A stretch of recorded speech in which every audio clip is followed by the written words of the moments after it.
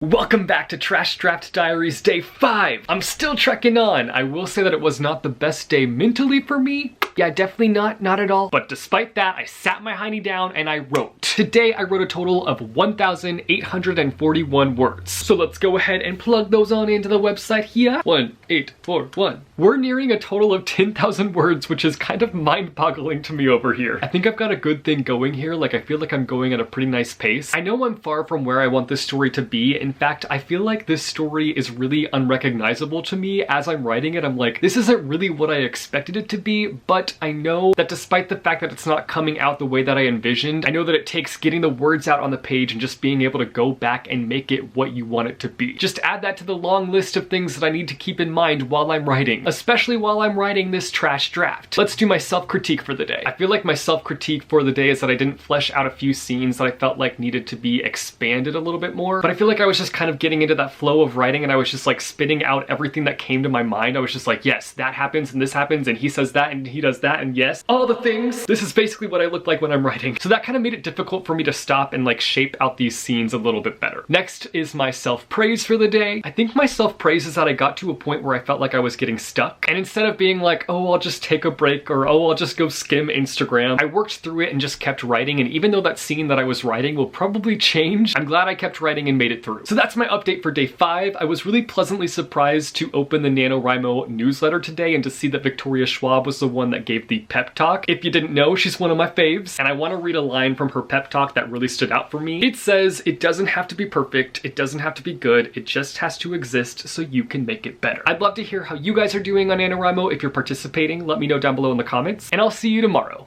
Later! Whoa, I just hit the camera.